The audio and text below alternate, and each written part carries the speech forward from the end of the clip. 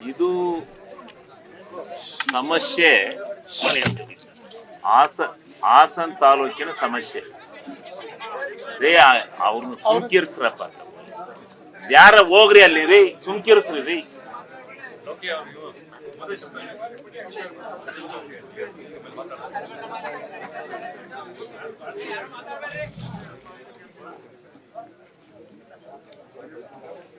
ಇದು ಹಿರಿಯ ನಾಗರಿಕರು ಎಲ್ಲ ಸೇರಿ, ಹಿಂದೆ ಎಲ್ಲ ರಾಜಕಾರಣಿಗಳು ಸೇರಿದ್ದಾರೆ,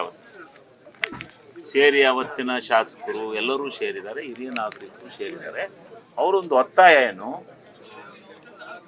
ಹಾಸನ ಸುತ್ತ ಕೆರೆಗಳು ನೀರಿನಲ್ಲಿ ತುಂಬಿರಬೇಕು, ಇಲ್ಲ ಅಂದ್ರೆ ಹಾಸನಕ್ಕೆ ಜಲ ಸಂಬಂಧ ಕಳ್ಕತ್ತಿದೆ, ಅದನ್ನ ಉಳಿಸ್ಬೇಕು ಶಾಶ್ವತವಾಗಿದ್ರೆ ಈ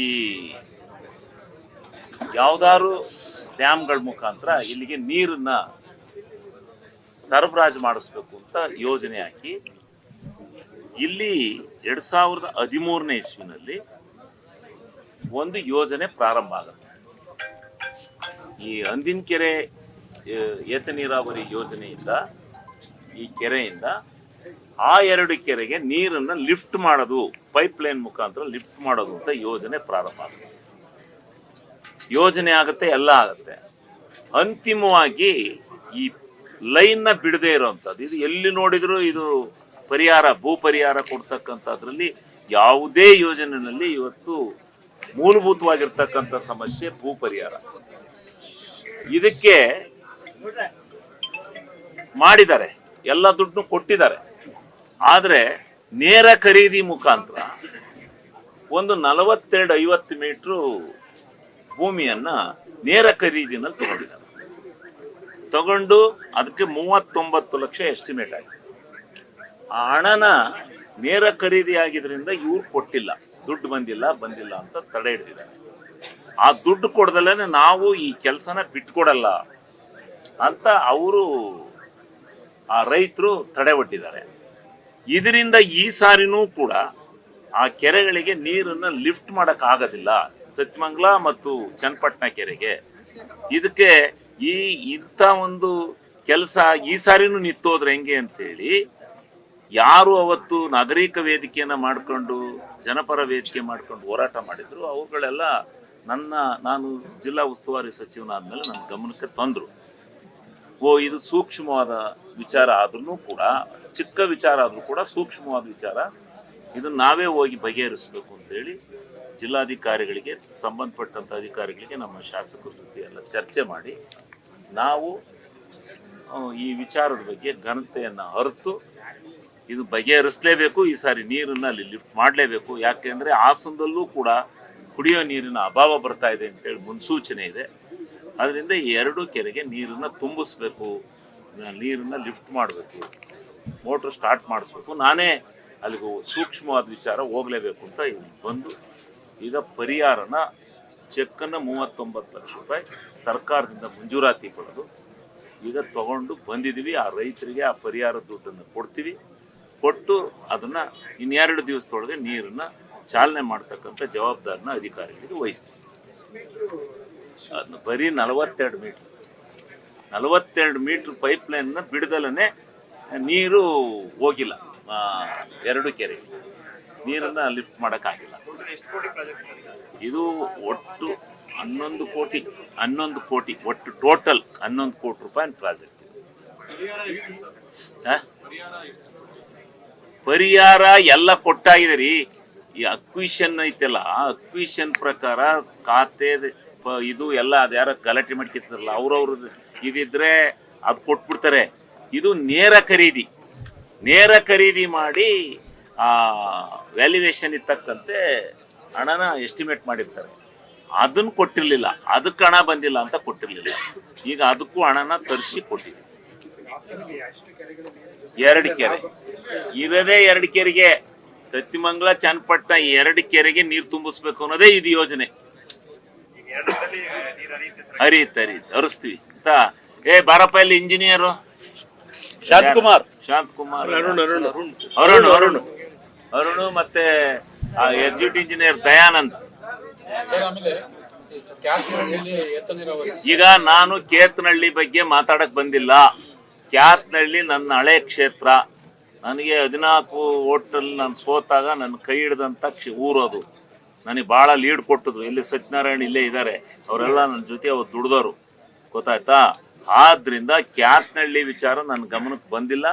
ಅದಕ್ಕೂ ನಾನು ಇಡೀ ಜಿಲ್ಲೆನಲ್ಲಿ ಈ ತರ ಎಷ್ಟು ಏತ ನೀರಾವರಿಗಳು ಫಂಕ್ಷನ್ ಆಗದಲ್ಲೇ ಈ ರೀತಿ ಇದಾಗಿದೆ. ನಾನು ಎತ್ನೊಳನೆ ಮಾಡ್ಕೊಳಕ್ಕಾಗಿಲ್ಲ. ನಾನೇ ಎಷ್ಟು ಹೋರಾಟ ಮಾಡ್ತಾ ಇದ್ದೀನಿ ಆ ಎತ್ನೊಳಗೆ.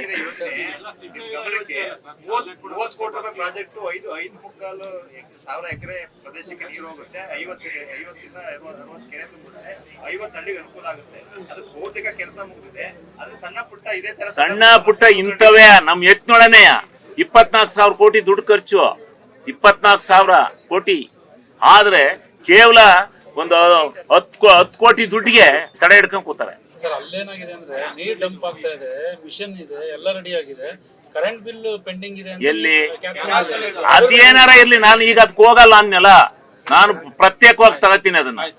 ಈಗ ಒಂದಕ್ಕೊಂದು ನನಗೆ ಗೊತ್ತಿಲ್ಲದ ನಾನು ಏನ್ ಹೇಳೋಣ ಉತ್ತರ ಇಲ್ಲಿ. ನಾನು ಪ್ರತ್ಯೇಕವಾಗಿ ಕ್ಯಾತನಹಳ್ಳಿ ತಂದಿದ್ದೀರಿ ಗಮನಕ್ಕೆ. ಅವ್ರು ಯಾರೋ ನಮ್ಮ ಲೀಡರ್ಗಳು ತಂದಿದ್ದಾರೆ, ನಮ್ಮ ಶಾಸಕರು ಹೇಳಿದ್ದಾರೆ, ಎಲ್ಲ ಮುಖಂಡರುಗಳು ಹೇಳಿದ್ದಾರೆ. ನಾವು ಅದನ್ನ ಪ್ರತ್ಯೇಕವಾಗಿ ತಗೊಂಡೋದ್ ಬಗೆಹರಿಸ್ತೀನಿ. ಅದ್ ಬಗೆಹರಿಸುವಂತ ಕೆಲಸ ಮಾಡೋಣ. ಇದನ್ನ ಇವತ್ತು ಇದು ಬಗೆಹರಿಸೋಣ, ಇದಕ್ಕೆ ಮುಕ್ತಿ ಕಾಣಿಸೋಣ. ಇದ್ರ ನೀರು ಆಸ್ತಕ್ ಬರ್ಬೇಕಾ ಬೇಡ? ಈ ಸತ್ಯಮಂಗಲ ಕೆರೆ ತುಂಬಕ್ಕ ಬೇಡ ಹೇಳಿ. ಅದಕ್ಕೇನೆ ಏನಪ್ಪಾ ಎಷ್ಟು ದಿವಸ ಆಗುತ್ತಪ್ಪ ನೀರು? ಸರ್ ಅದೇ ಈಗ ಇವತ್ತು ನಾಳೆಲ್ಲಿ ಪೈಪ್ಲೈನ್ ವರ್ಕ್ ಮುಗಿಯುತ್ತೆ ಸರ್. ಪ್ರೀ ಕಮಿಷನ್ ಟೆಸ್ಟ್ ಮಾಡ್ಕೊಂಡ್ಬಿಟ್ಟು ಒಂದು ನನಗೆ ಅವ್ ಯಾವ ಟೆಸ್ಟ್ ಗಿಷ್ಟು ಗೊತ್ತಲ್ಲ. ಈ ನನಗೆ ಅವೆಲ್ಲ ಬೇಡ. ಎಷ್ಟು ದಿವಸದಲ್ಲಿ ನೀರನ್ನ ಕೆರೆ ಸತ್ಯಮಂಗಲ ಕೆರೆ ಸೇರ್ಬಿಟ್ಟು ಹೇಳು. ಯಾರು ಸಚಿನ್ ಕರೀರಿ ಕಾಂಟ್ರಾಕ್ಟರ್.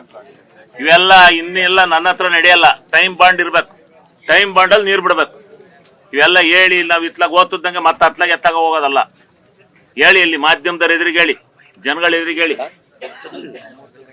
ಬರ್ರಿ ಸಚಿನ್, ಎಷ್ಟು ದಿವಸದಲ್ಲಿ ನೀರ್ ಕೊಡ್ತೀಯಪ್ಪ? 10 days ಹಾಕ್ಬೇಕು? ಇಲ್ಲ 10 days ಆಗಲ್ಲ. ಒಂದು 5 ದಿವಸ ಕೊಡ್ತೀವಿ ಮಾಡು. 5 days ಅಷ್ಟೇ. ನಾನು ಅದ್ರ ಅರ್ಥ ಉದ್ದ ಆಗಲ್ಲ ಎಲ್ಲ ನೋಡಿದೀನಿ. ಸಾಕು 5 ದಿವಸ. 5 ದಿವಸದಲ್ಲಿ ಸತ್ಯಮಂಗಲ ಕೆರೆಯಲ್ಲಿ ನೀರ್ ಇರ್ಬೇಕು, ಚನ್ನಪಟ್ಟಣ ಕೆರೆಯಲ್ಲಿ ನೀರ್ ಇರ್ಬೇಕು. ಅದು ತಪ್ಪಿದ್ರೆ ನಾನು ಸುಮ್ಮನೆ ಇರೋದಿಲ್ಲ. ಏನ್ರಿ, ನಾನು ಅವ್ರನ್ನೆಲ್ಲ ಕೇಳೋದು ನಿಮ್ಮನ್ನ. ನೀವು ಸರ್ಕಾರಿ ಸಂಬಳ ತಿನ್ನೋರು, ಗೊತ್ತಾಯ್ತಾ? ನೀವು ಮಾಡಿಸ್ಬೇಕು. ಬಗೆಹರಿಸೋತೀವಿ, ಈಗ ಬಗೆಹರಿಸೋತೀವಿ. ಅವ್ರನ್ನ ಮಾಡ್ದಂಗ ನಾವು ಬಗೆಹರಿಸೋತೀವಿ. ಸತ್ಮಂಗಲಿಂದ ಚನ್ನಪಟ್ಟಣ ಆಗಿದೆ ಅವರೆಲ್ಲ ಅಲ್ಲೇ ಅದೇ ಜಾಗ ಬರ್ಬೇಕು ಅಂತಾರಂತೆ. ಅಲ್ಲೇ ಹೋಗಲ್ಲ, ನಮ್ದೇನ್ ಗೌರವ ಹೋಗಲ್ಲ, ಅಲ್ಲೇ ಹೋಗಲ್ಲ ಸರ್. ಈಗ ಇದು ಅದ್ ಯಾವುದಕ್ಕೂ ನಾನು ಪ್ರತಿಕ್ರಿಯಿಸಲ್ಲ. ನಾನು ಇದು ಒಂದೇ ಪ್ರತಿಕ್ರಿಯಿಸೋದು. ಇವತ್ತು ಬಂದಿದೀವಿ, ಇದನ್ನ ನೀರನ್ನ ಆಸ್ತಕ್ಕೆ ಹರಿಸ್ಬೇಕು. 2 ಗಂಟೆ 1 ಗಂಟೆ ಹೊತ್ತಿಗೆ ಪತ್ರಿಕಾಗೋಷ್ಠಿ ಕರಿತೀನಿ, ನಾನೇ ಕರಿತೀನಿ. ಆಗ ಏನ್ ಬೇಕಾದ್ರೂ ಕೇಳಿ ನಾನು ಹೇಳ್ತೀನಿ. 2 ಗಂಟೆ ಮೇಲೆ ಕರಿತೀನಿ. ಇಲ್ಲ, ಹೌದು, ಅಧಿಕಾರಿಗಳ ಸಭೆ ಇದೆ. ಕೆಲವೊಂದು ಸಂಬಂಧಪಟ್ಟಂತ ಅಧಿಕಾರಿಗಳ ಚರ್ಚೆ ಇದೆ ಅಷ್ಟೇ, ಸಭೆನಿಲ್ಲ. ನಾವು ಯಾವ್ಯಾವ್ದು ಕೆಲವು ಸೂಕ್ಷ್ಮವಾದ ವಿಚಾರಗಳಿದಾವೆ, ಅವೆಲ್ಲ ತಿಳ್ಕೊಂಡು ನಾನು ಬಂದು ನಿಮಗೆ ಬ್ರೀಫ್ ಮಾಡು. ಅಲ್ಲಿ ಇದನ್ನ ಮಾಡೋಣ. ಯಾಕೆ ಇದನ್ನ ಈ ರೀತಿ ಸಮರೋಪಾದಿಲಿ ತಗೊಂಡಿದ್ದೀನಿ ಅಂದ್ರೆ, ಇಂಥವು ನನಗೆ ಗೊತ್ತು. ನಂಗೆ ಎತ್ತಿನೊಳೆಯಿಂದ ಹಿಡಿದು 20-30 ಏತ ನೀರಾವರಿ ಯೋಜನೆಗಳು ಈ ರೀತಿ ಪೆಂಡಿಂಗ್ ಇದಾವೆ. ಮುಂದಿನ ವರ್ಷನೇ ನೀರು ಬರ್ಲಿ. ಈ ಸರಿ ರೆಡಿ ಮಾಡಿ ಇಟ್ಟಿದ್ರೆ ಮುಂದ್ ವರ್ಷಕ್ಕೆ ನೀರು ಬರ್ತದೆ. ಈ ಸರಿನ ರೆಡಿ ಮಾಡಿದ್ರೆ ಮತ್ತೆ ಮುಂದ್ ವರ್ಷಕ್ಕಿಲ್ಲ. ಈಗ ಬಿಡ್ತೀವಿ ಬಿಡ, ಈಗ ಆಗತ್ ಬಿಡ. ಈಗ ನಾಳೆಯಿಂದಲೇ ಬಿಡ. ಇನ್ನು 5 ದಿವಸ ನಿನ್ನ ಎದುರಿಗೆ 5 ದಿವಸ ಟೈಮ್.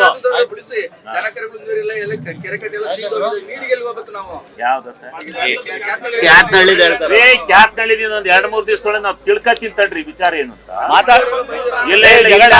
ಮಾತಾಡ್ತಾರೆ ಇಲ್ಲಿ ಮಾಧ್ಯಮದವ್ರ ಎದುರಿಗೆ ಆಗಲ್ಲ. ನಾನು ತಿಳ್ಕೊಂಡ್ ಆದ್ಮೇಲೆ ನಾನು ನಾಳೆ ಡೀಟೇಲ್ ತರ್ತೀವಿ ಬಿಡಿ ಅನ್ನೋದು ಮೀಟಿಂಗ್. ನಾಳೆ ಮೀಟಿಂಗ್ ಇದೆ. ಮೀಟಿಂಗ್ ಅಲ್ಲಿ ನಾವು ತರ್ತೀವಿ, ಚರ್ಚೆ ಮಾಡ್ಬಿಟ್ಟು ಅದನ್ನು ಮಾಡಿಸ್ಕೊಡೋಣ. ಕ್ಯಾತ್ನಳ್ಳಿ ಅದನ್ನು ಒಂದ್ ಮಾಡಿ